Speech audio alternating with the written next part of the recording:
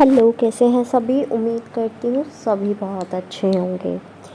मैंने एक पोस्ट डाला था जिसमें मैंने आप लोगों से पूछा था कि आपको कोई डाउट हो, आप कोई टॉपिक चाहते हो कि किसी पे वीडियो बनानी हो तो मुझे बता देना। तो वहाँ पर एक चीज़ आई कि उन्होंने पूछा कि यूनियन कब होता है। ठीक है, इन शॉर्ट मैं ये बता रही हूँ कि यूनियन कब होता है, ये उन्होंने मुझसे पूछा। मैं आपको पूरी जर्नी डिटेल में बता देती हूँ क्या होती है। तो सबसे पहली जो प्रोसेस होती है वो होती है यर्निंग। यर्निंग में क्या होता है कि आप ना क्रेव करते हो। क्रेव मीन्स कि कोई तो बनाओगा मेरे लिए, कोई तो होगा, कोई तो चाहिए। हम अलोन, परेशान है हम, कोई तो होना चाहिए हमें सुनने के लिए, कोई तो होना चाहिए हमारे पास, कोई तो हमारा साथी हो। और ये ज़रूरी नहीं है कि आपको 25 की एज में हो, 28 की एज में हो, 35 की एज में हो, 40 की एज में हो, 10 की एज में हो, कभी भी हो सकता है।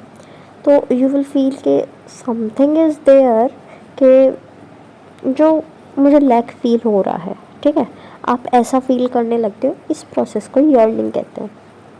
इस प्रोसेस में आप हमेशा फील करोगे कि बहुत ऐसी आपको ज़रूरत है किसी ना किसी की, आप पूरे नहीं हो। ठीक है, आपको हमेशा लगेगा कि कोई ना कोई आपके साथ होना चाहिए, होना चाहिए या हो। ठीक है, और आप हमेशा ऐसा फील करोगे कि शायद कोई मेरे लिए बना हो। आप हमेशा ऐसी बातें करते रहोगे कि कोई तो होगा, कोई तो है, कब आएगा, कब नहीं आएगा। और मतलब सब चीज़ें कि कब होगा वो मोमेंट के हम साथ होंगे। तो ये सब चीज़ें होगी आपके साथ में। या फिर एक दूसरी फीलिंग जो आएगी वो ये आएगी आपको कि कोई तो है मेरे आसपास, जो मेरा अपना है, जो मेरे साथ रहेगा, जो मेरे लिए बना है। तो आपको ऐसा भी फील होगा। फिर सेकंड प्रोसेस होती है जब आप अपने ट्विन फ्लेम काउंटर पार्ट या डीएम या डीएफ से मिलते हैं। ठीक है, तब जब आप मिलते हैं हो सकता है कि आप सड़क पे एकदम से स्ट्रेंजर्स की तरह मिलें, बट आपको फील हो यार कोई तो कनेक्शन है। कुड भी पॉसिबल किसी पार्टी में मिलो, कुड भी पॉसिबल वर्क प्लेस पे मिलो, कुड भी पॉसिबल किसी रिलेटिव के यहाँ जाओ वहाँ पे मिलो, रिलेशन में कोई हो। और कुड भी पॉसिबल कि आपको ऐसी सोशल मीडिया से कुछ भी, मतलब ऐसा एहसास होएगा ही नहीं कि कोई स्ट्रेंजर है या फिर जानने वाला नहीं है। तो ऐसा आपको कोई एहसास होगा ही नहीं। First meeting will be smooth बिल्कुल। ठीक है, जैसे एग्जांपल के लिए मैं बताऊं तो कि मान लो सोशल मीडिया से आप मिले, अब मान लो आपके डीएम ने ऐसी रिक्वेस्ट भेज दिया आपको, या डीएफ ने आपको ऐसे ही रिक्वेस्ट भेज दिया, और किसी दिन ऐसे ही आपने एक्सेप्ट कर लिया। आपका मन में नहीं था एक्सेप्ट करने का पहले तो, और इतने दिन से पड़ी थी वो रिक्वेस्ट, लेकिन एकदम से आपने एक्सेप्ट कर लिया। या बहुत सारी रिक्वेस्ट पड़ी थी, डीएम की रिक्वेस्ट आती है, डीएम की रिक्वेस्ट एक्सेप्ट कर ली। कुछ भी पॉसिबिलिटीज़ हो सकती हैं। अब आपने उनसे बात करना शुरू कर दिया, बात करना शुरू करा, आपको ऐसा लगा ही नहीं कि ये स्ट्रेंजर है, आपको ऐसा लगा बहुत पुराने टाइम से इन्हें जानते हो, आपकी मीटिंग्स हो चुकी हैं बहुत सारी। लेकिन विद इन सम आवर्स और minutes you will be like this, कि कुछ मिनटों में आपको ऐसा फील हो रहा है। और जबकि आप जानते भी नहीं हो, कोई शक नहीं होगा कि कहीं कोई हमें उल्लू तो नहीं बना रहा, कहीं कोई ऐसी तो नहीं आ गया है, कोई मतलब ऐसी तो नहीं परेशान कर रहा है, ऐसा कुछ नहीं होने वाला। ये एग्ज़ाम्पल दे रही हूँ, बाकी बहुत सारे तरीके हो सकते हैं, तो एग्ज़ाम्पल मान के चलना। फिर अब बात इतनी कर लिया, अब ऐसा तो नहीं है कि बात करके आप ऐसे हो जाओगे कि बस भाई तू अपने रास्ते और मैं अपने रास्ते। नहीं, ऐसा नहीं होगा। आपने अपने डीएम से जब बात करी, डीएफ से आपने बात करी, कोई ना कोई आपको कनेक्शन फील हुआ। दोनों में से किसी भी की साइड से आ सकता है कन्फेशन कि भाई आई लव यू, एंड आप भी प्यार करते हैं तो बता, या फिर आई लव यू दोनों साइड से है, जो भी हो। ठीक है, तो सिंपल सीधा होगा। कोई इतना अगर एक्सप्रेसिव है, ऑब्वियसली मुझे नहीं दिखता कि इतने डीएम्स एक्सप्रेसिव होते हैं, लेकिन कुछ एक्सप्रेसिव भी होते हैं, ऐसा नहीं है कि सब एक जैसे होते हैं। तो एक्सप्रेस करेंगे अपने आप को, बताएंगे कि लव फीलिंग है, ये है वो है, या फिर सीधा आई लव यू, ये सुन लो, दैट्स इट। तो आपने आंसर कर दिया, आंसर करके यू फॉल इन लव। अच्छी लाइफ चल रही है, बहुत अच्छा मज़ा आ रहा है बिल्कुल। फिर उसके बाद आता है, अब प्यार तो हो चुका ना, अब वो प्यार किसी के लिए 1 महीने का होता है, किसी के लिए 2 महीने का होता है, किसी के लिए 3 महीने का, 5 महीने का, 6 महीने का, 1 साल का। वो आपका प्यार में वो फेज़ चल रहा होता है कि हाँ भाई प्यार में पड़े हैं, नए नए पंछी हैं, अभी तो उड़ना सीखा है, ठीक है। तो वो वाला फेज़ आपका चल रहा है, नए नए फूल खिले हैं। उसके बाद में आपका शुरू होगा बबल फेज़, ठीक है। अब आई टोल्ड यू कि आप जब प्यार में पड़े हो कितने भी टाइम का हो सकता है, मे बी आपको 1 साल में भी प्यार हो, 1 महीने में, 1 दिन में, कितने में भी प्यार हो सकता है। सबका टाइम फेज़ अलग है। बबल फेज़ का भी टाइम, सब जो पीरियड्स मैं बता रही हूँ ना, इन सब पीरियड्स का टाइम अलग अलग हो सकता है, हर किसी के लिए सेम नहीं होगा, हर किसी के लिए सिचुएशन सेम नहीं होगी। तो अपने से सिर्फ कनेक्ट करके चलना कि ये फेज़ आया था, नहीं आया था। फिर उसके बाद में बबल फेज़ आता है। बबल फेजेस के आप हनीमून पीरियड कह सकते हो उसे। मोस्टली हनीमून पीरियड इसे इसलिए कहते हैं क्योंकि इसमें सेक्सुअल एनर्जीज़ एक्सचेंज होती हैं, ठीक है। सेक्सुअली या कह लो फिज़िकली आमने सामने आए आपकी एनर्जीज़ एक्सचेंज हो रही हैं। ये हनीमून पीरियड इसलिए कहा जाता है, ठीक है। बबल फेज़, तो बबल फेज़ में आप मिले हो, एक दूसरे को देखा है, एक दूसरे से बातें की हैं। ऐसा नहीं है कि इससे पहले वाले फेज़ में मिले नहीं, बट इस फेज़ में आप इतना हो जाते हो कि सिर्फ यही इंसान है, जो भी है सिर्फ यही इंसान है, इसके अलावा तो मुझे दुनिया दिखती ही नहीं है, सब कुछ ब्लर है। तो ऐसा होना शुरू हो जाएगा आपके साथ में कि दुनिया ब्लर है, बस यही इंसान है, यही हमारे लिए बना है और इसके अलावा कुछ नहीं है, यही हमारा देवी, यही हमारी देवी है, यही हमारा परमात्मा है। वो वाला फेज़ शुरू हो जाता है इस टाइम पर, मतलब कुछ भी करने को तैयार बबल फेज़ में। बबल फेज़ इज़ लाइक कि आपको सुध ही नहीं रहेगा कि क्या अच्छा है क्या बुरा है। 6-6 घंटे बात करना, पूरा दिन बात करना, सोने की नहीं पता, उठने की नहीं पता। आप 2-2 घंटे सो रहे हो, बस 1-1 घंटा सो रहे हो दिन में, पूरा दिन बात करते हो। एक तरह से घंटों बात करके, घंटों चैटिंग करके या फिर काइंड ऑफ कॉलिंग करके आप इतनी लत लगा लेते हो एक दूसरे की, इतनी लत लगा लेते हो बबल फेज़ में कि बस यही प्यार है, इसके अलावा प्यार होता ही नहीं है। वहाँ सेंसेस काम नहीं करते कि भाई अगर आगे फ्यूचर चाहिए, करियर भी है अपना, और अगर आगे हमें अच्छा सब चलाना है तो बाकी चीज़ें भी होंगी। बाकी चीज़ें इन द सेंस कि we need money if we have to survive here. तो बहुत सारी चीज़ें होती हैं, कोई ख्याल नहीं आता। बस अपनी दुनिया तो मस्त चल रही है, खा रहे हैं, पी रहे हैं, मज़े कर रहे हैं। चाहे वो करियर में हो इंसान, करियर भी अच्छा चलता है उस टाइम पे, सोचो करियर भी अच्छा चल रहा होता, बिल्कुल मस्त मक्खन की तरह। फिर आता है एक काइंड ऑफ ब्रेक। ब्रेक कैसा? ब्रेक आता है कि आप डीएफ से कटे कटे से घूमना शुरू कर देते हैं। डीएफ को टाइम ना देना, बात ना करना, उनसे परेशान होना, उनसे इरिटेट होना, उनसे ऐसे कहना कि डोंट टॉक टू मी, अभी टाइम नहीं है, मैं बिज़ी हूँ, बाद में फ़ोन करूँगा, करूँगी, अभी ये है, अभी वो काम है, अभी ये है। डीएफ भी फिर अपना बिज़ी होना शुरू हो जाते हैं। चलो भाई ये बिज़ी होना शुरू हो गए, हम भी बिज़ी होते हैं। तो डीएफ जब बिज़ी होना शुरू करते हैं, वो इरिटेट करता है डीएम को, यार मैं बिज़ी हूँ, ठीक है, मैं काम से बिज़ी हूँ और मैंने बिज़ी बताया है, तो इसने भी जानबूझकर मुझे बिज़ी बताना शुरू किया। अरे वाह, इसने मेरे से बदला लिया, काइंड ऑफ चीज़, ठीक है। बदला लिया या फिर कह लो कि इसने मेरे से बात करना बंद कर दिया, तो दैट मीन्स कि ये मेरे को समझता ही नहीं, समझती ही नहीं, इसने मेरे को प्यार ही नहीं किया कभी, ये इंसान तो ऐसे फेक था, ये वो। धीरे धीरे मिसकंसेप्शन बनते चल जाते हैं। अब ये मिसकंसेप्शन जो है वो छोटी छोटी चीज़ों से ही बन रहे हैं, ये कुछ बड़ी बात नहीं। अगर वहीं पे बात कर ली जाए, एक सेंसिबल इंसान क्या करेगा? मान लो मेरे को बुरा लगा कि आपने कोई बात बोल दी, तो आई विल से कि आपने ये बात बोली, मुझे बुरा लगा, तो यू विल से कि ओके, उसमें कुछ गलत नहीं था वैसे तो, लेकिन हाँ ये बात ऐसे थी, मैं आपको ऐसे कन्वे करना चाह रहा था, कन्वे करना चाह रही थी, और मैंने ऐसे बोला शायद आपको वो way of talking, way of communication बुरा लगा हो, या फिर हो सकता है कि आपको वो बात ही समझ नहीं आई, वो आप अंडरस्टैंड करने में गलती कर गए, ठीक है। बट ये ऐसे नुकसान के लिए नहीं थी, ठीक है। आप वहाँ समझा सकते हो एक तो। दूसरा काम क्या कर सकते हो कि इससे यू कैन से सॉरी कि अच्छा ठीक है मेरी ही गलती रही होगी, ज़रूरी नहीं है, हो सकती है बट ज़रूरी नहीं है, ठीक है गलती हुई होगी तो आई एम सॉरी। और दूसरा इसके ठीक है आइंदा मैं ख्याल रखूँगा, ख्याल रखूँगी। तो सेंसिबल पर्सन तो ये करेगा। लेकिन जब ये ब्रेकिश के फॉर्म में आते हैं, टर्मोइल की फॉर्मेट में आते हैं, तो इस फॉर्म में भाई कैसे भी ज़रा सी बात होगी वो तिल का ताड़ बन जाएगी। तो मतलब पूरा तिल का पहाड़ बनना शुरू हो जाएगा, रुई का पहाड़, है ना। तो छोटी छोटी बातें बुन बुन के बहुत बड़ी होती चली जाएंगी। तुमने मुझे कॉल नहीं किया,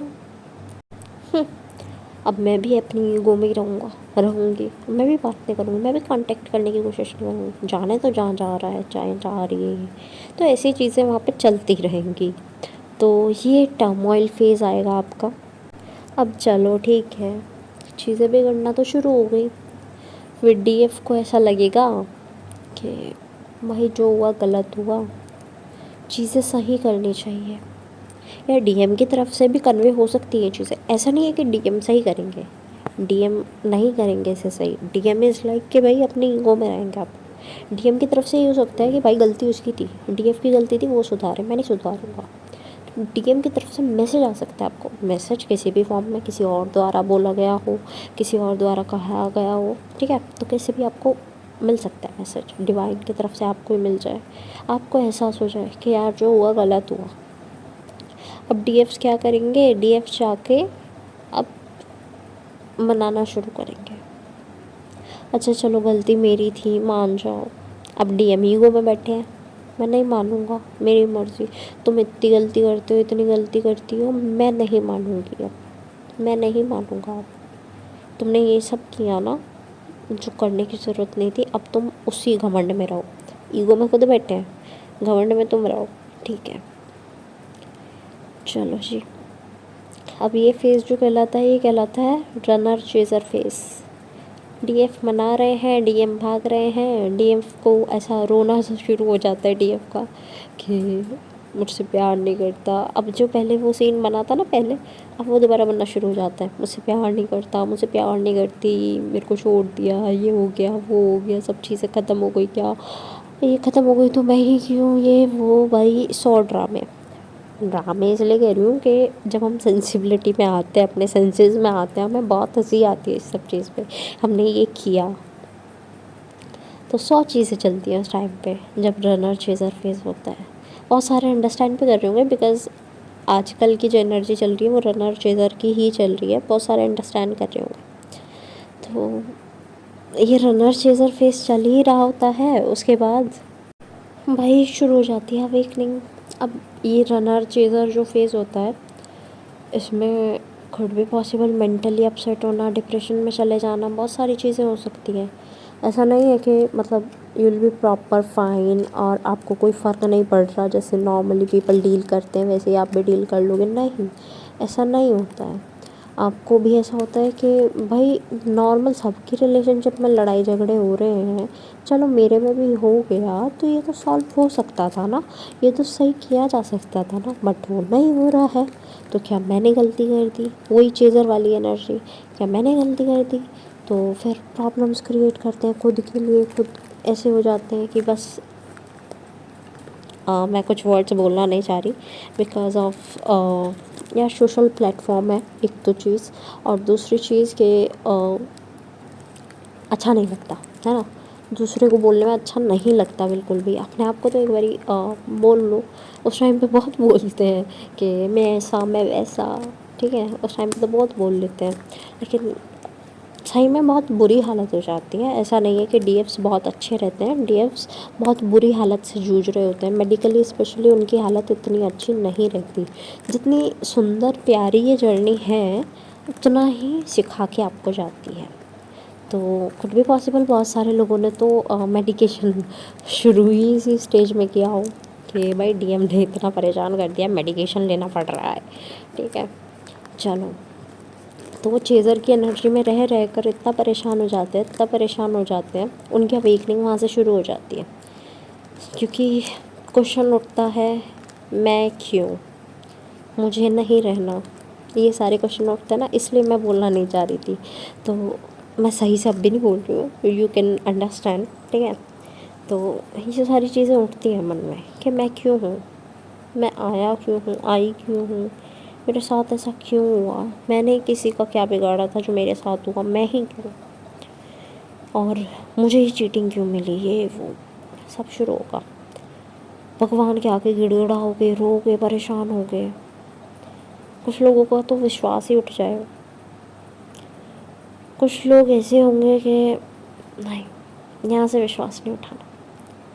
जिनका विश्वास हट गया है, कुछ लोग सफ़र करेंगे उस टाइम पे, बट एट द एंड क्या करना है, स्पिरिचुअलिटी में ही आना है। क्या करना है, ट्रस्ट हट गया, मिसट्रस्ट पे आ गए, तो ट्रस्ट कर लिया भगवान पे कि ठीक है भगवान, अब बहुत हो गया, मैंने बहुत सह लिया। और ये पीरियड मैं अगेन बोल रही हूँ, सबका अलग अलग होता है, कुछ का कुछ महीना चलता है, कुछ का कुछ साल चलता है, कुछ का पता नहीं कितने टाइम चलता है। तो यहाँ मैं वही बात बोलूँगी कि दूसरों का गम देख कर ही पता चलता है कि अपना गम कितना कम है, राइट। यहाँ पर फिर लोग जो होते हैं वो अपने आप को हील करना शुरू करते हैं। अवेकनिंग हो गई ना, अवेकनिंग हुई कि भाई आंखें खोलो बेटा, आंखें खोलो, लो चीज़ें देखो, दुनिया कैसी है। एक एक करके लेसन्स आते हैं सामने, ट्रिगर्स मिलते हैं, पर्जिंग होती है, सब पता चलता है। उसके बाद में जब आप पूरी दुनिया तो नहीं कह सकते, दुनिया देख लेते हो अपने आसपास की, आप बिल्कुल टूट जाते हो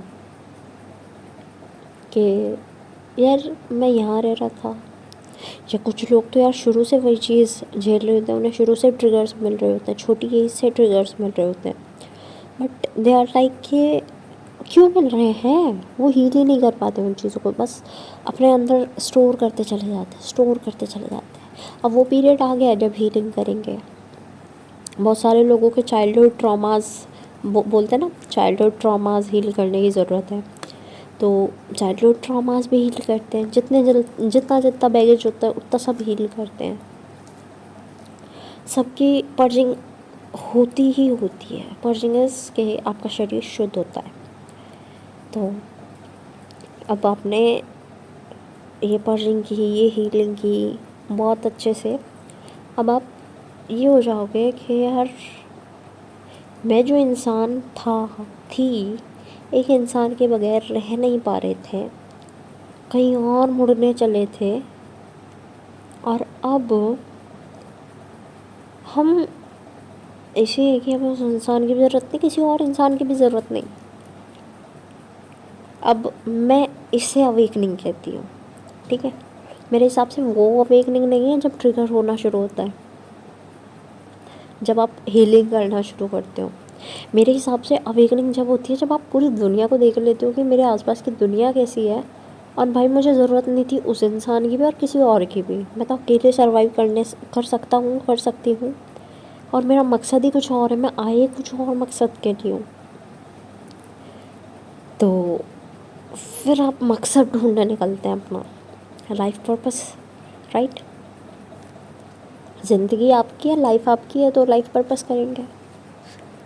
आपको ये तो पता ही चल गया कि कंप्लीट सोल तो नहीं है, तो ठीक है, लाइफ पर्पस ढूंढते हैं, लाइफ पर्पस करना शुरू कर देते हैं।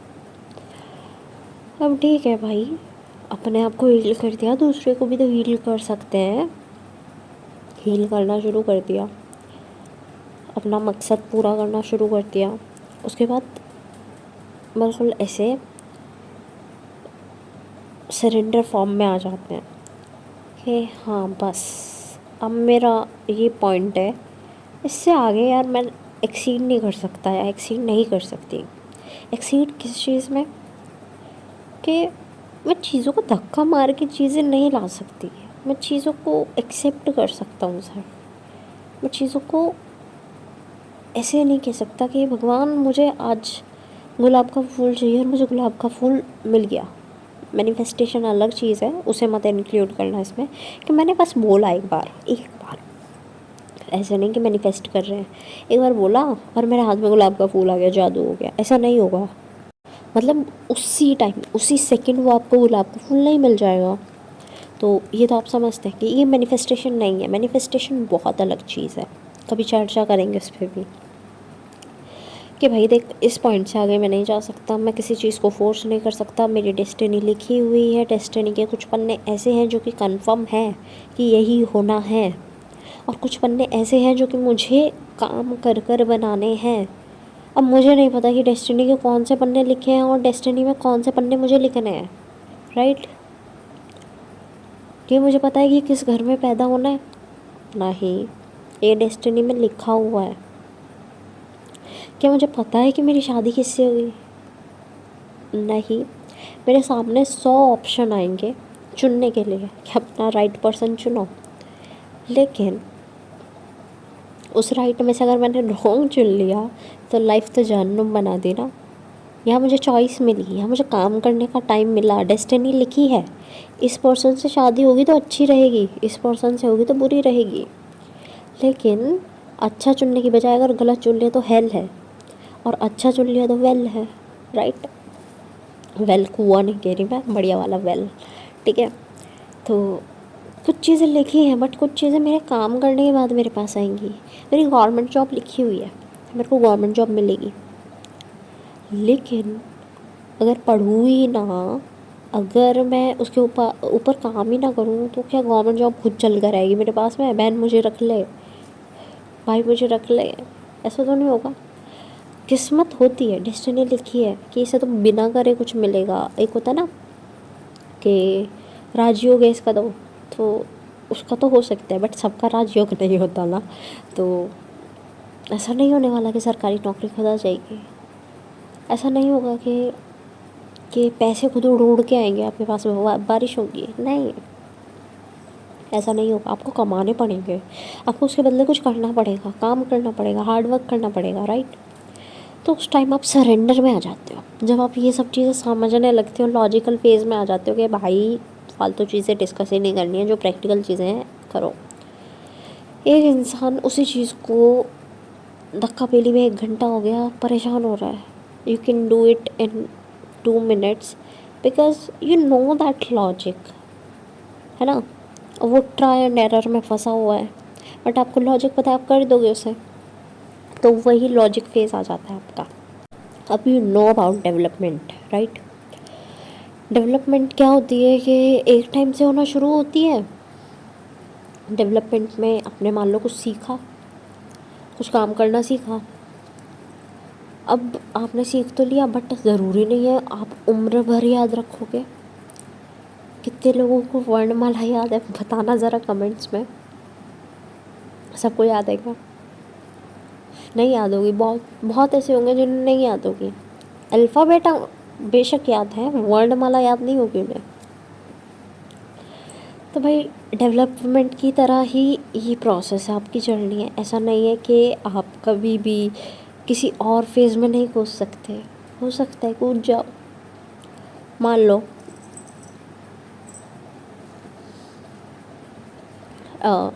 आपने कुछ चीज़ सीख ली थी, वो जो आपकी बबल फेज़ में आई थी, वो आपने कुछ सीख लिया कि ये चीज़ ऐसे नहीं, इस इंसान को ये पसंद है, तो ऐसा करूँगा।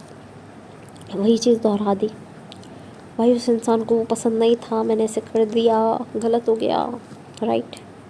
रोना धोना शुरू कर दिया, सरेंडर फेज से वापस चले गए चेजिंग में, रनर चेजिंग में।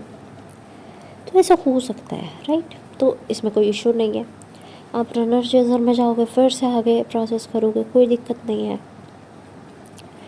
फिर सरेंडर के बाद अगर आप बिल्कुल कम्प्लीटली सरेंडर रहे कुछ टाइम तक, जितना डिवाइन ने टाइम आपका लिखा है, divine timing, you know that divine timing आपकी सबकी लिखी हुई है, इट्स डेस्टिन्ड कि हाँ होना ही होना है, but you have to work, right. काम नहीं करोगे तो कुछ चल के नहीं आएगा, बारिश नहीं होगी। तो आपने उसके लिए काम किया, हीलिंग की है, इतना आगे तक बड़े हो, खुद को इतना संभाला है, खुद को इतना प्रैक्टिकल बनाया है, राइट। तब जाकर आपका यूनियन होता है। तो आई थिंक 25 मिनट के बाद हमें आंसर मिला कि यूनियन कब होता है। तब जाकर यूनियन का फेज़ आता है, बट वो भी तब जब आप सरेंडर से वापस किसी और फेज़ में ना जाओ, ओनली देन तभी वो फेज़ आएगा, अदरवाइज़ नहीं आएगा। इस बीच आपके टेम्प्रेरी यूनियंस बहुत होंगे, ऐसा नहीं है कि नहीं होंगे, बहुत सारे होंगे। डीएम बार बार आएंगे, ट्रिगर करेंगे, चले जाएंगे। तो that's the last phase, you can say union हो गया।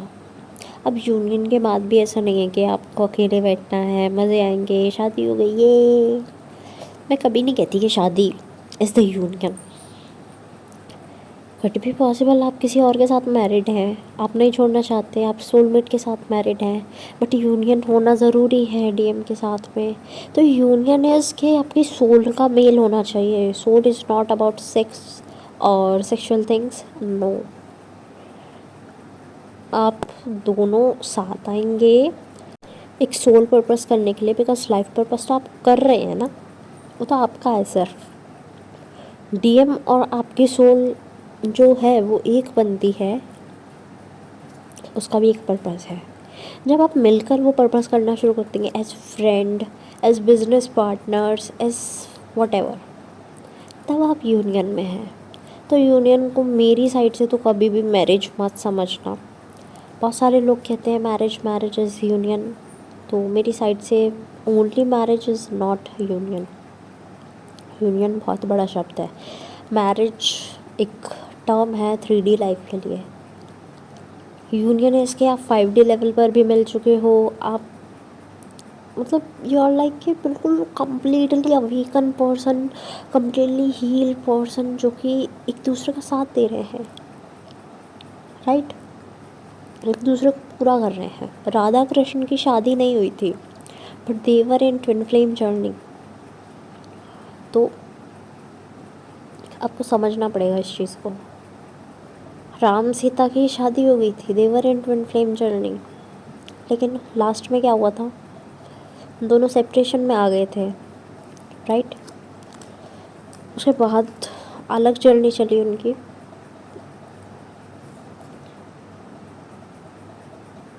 बहुत सारी चीज़ें हैं, बहुत तरीके हैं, अलग अलग जर्नीज़ है सबकी, ऐसा नहीं है सबकी जर्नी एक है। तो आप ऐसा मत समझ कर चलिए कि आज आपका यूनियन लिखा है, कल आपका यूनियन लिखा है। You have to detach yourself from everything. Detachment का मीनिंग ये है कि आप 3D लाइफ को ऐसा मत सोचना कि छोड़ देंगे, साधु संत बन जाएंगे, नहीं। 3D लाइफ का काम भी करना है और आगे भी बढ़ना है, right. You need success in 3D too. 3D में भी सक्सेस होंगे, 5D में भी सक्सेस होंगे, और अपना सोल मिशन करते रहेंगे। तो that's the union for me. और सभी का यूनियन जो है वो डेस्टिन टाइम पर लिखा है, ठीक है। तो आप अपना डिवाइन टाइमिंग का वेट मत करना। सबसे बड़ी चीज़, जब वेट करना शुरू कर देते हो, वो आप चेजिंग की एनर्जी में आ जाते हो, और चेजिंग की एनर्जी हमेशा डिले करवाती है चीज़ों को, तो चेजिंग नहीं करनी है। सो ये आपकी छोटी सी प्यारी सी जर्नी है, जो कि कितना भी टाइम ले सकती है। तो don't fear about it, don't scat about it. आराम से अपना लाइफ में काम करो यार। हम आए इसलिए, बेसिक जो है हीलिंग के लिए ही आए हैं हम। ऑल पीपल, सोलमेट भी, कार्मिक भी, यार किसी ना किसी की तो हीलिंग करेंगे ही ना। कार्मिक क्यों आते हैं लाइफ में? कार्मिक में एक मिशन के लिए आते हैं कि भाई तूने ये किया था, मैं तेरे को लौटाने आया हूँ, राइट। तो ऐसा ही होता है, ये लेन देन का सफ़र है हमारा। तो जर्नी प्यारी सी है, लेकिन इसमें ऐसा नहीं है कि हमें रुक जाना है, कहीं ठहर जाना है, नहीं। चलते रहो, अपना काम करते रहो, इतना ट्राई करो कि किसी को दुख ना पहुँचे आपसे। बट ऐसा नहीं है कि फिर अपने आप को दुख पहुँचा लो, ऐसा भी नहीं होना चाहिए। अपने आप को भी सिक्योर रखना है, अपने आप को भी प्रोटेक्टेड रखना है। तो इस जर्नी को बहुत अच्छे से पूरा करो। डोंट थिंक कि मैरिज ही होनी है, ये होना है, वो होना है, ऐसा होगा वैसा होगा। आप खुद क्रिएट मत करो, अपनी स्क्रिप्ट मत लिखो, आप बस काम करते रहो, विदाउट स्क्रिप्ट जाओगे तो बहुत अच्छा करोगे। और जो स्क्रिप्ट बना के जाओगे, वैसे कहते हैं स्क्रिप्ट से अच्छा होता है, बट विदाउट स्क्रिप्ट बहुत अच्छी होती है जर्नी।